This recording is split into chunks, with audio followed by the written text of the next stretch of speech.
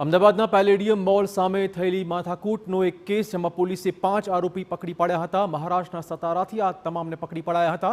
જૂની અદાવતમાં માથાકૂટ થયાનું પોલીસ તપાસમાં સામે આવી રહ્યું છે।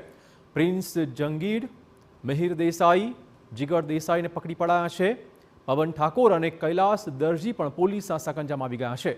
આરોપી બસમાં બેસીને ભાગવાની ફિરાકમાં હતા ત્યારે જ તેમને પકડી પડાયા। જે પ્રાથમિક તપાસ થઈ છે એમાં આરોપીઓ અહીંયાથી સીધા પેલા રાજસ્થાન ભાગી ગયા હતા। જોધપુરથી પછી દિલ્હી અને દિલ્હીથી બાય ફ્લાઇટ ગોવા સુધીની એ લોકોએ સફર ખેડવી। ત્યારે પછી અમે લોકોને જે માહિતી મળી એના આધારે મહારાષ્ટ્ર પોલીસની સાથે સંપર્કમાં રહી અને અમે સતારા મહારાષ્ટ્રમાંથી એક જે બસથી ટ્રેવલ કરતા હતા એ બસમાંથી અમે લોકોએ એને પકડ્યા છે। તો પેલેડિયમ મોલ પાસે થયેલી માથાકૂટમાં સ્થાનિકોને કે ખુદ ફરિયાદીને પણ કોઈ પણ પ્રકારની ગંભીર ઈજા ન પહોંચી હોવાની વિગતો છે। હકીકતમાં ફરિયાદી અને આરોપીઓ વચ્ચે અગાઉ પણ માથાકૂટ થયેલી હતી, જે મામલે સરખેજ પોલીસ સ્ટેશનમાં ફરિયાદ નોંધાયેલી છે।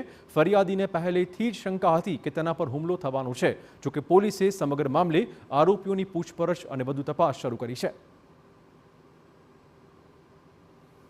કોઈ પણ પબ્લિક તરફથી કોઈ પણ પ્રકારની કોઈને ઈજા નથી થઈ। ઇવન જે સામે ફરિયાદી છે ફરિયાદીને પણ બહુ કોઈ ગંભીર પ્રકારની ઈજા થયેલી નથી। એમાં હાર્ડલી જે આખો બનાવ છે 2 થી 2.5 મિનિટમાં પૂરું થઈ ગયું, કેમ કે જે ફરિયાદી છે ફરિયાદીને પણ એન્ટિસિપેશન હતું જ ઓલરેડી કે આ પ્રકારની એ લોકોની સાથે અદાવત ચાલે છે તો કદાચ એ લોકો તૈયાર થઈને આવશે।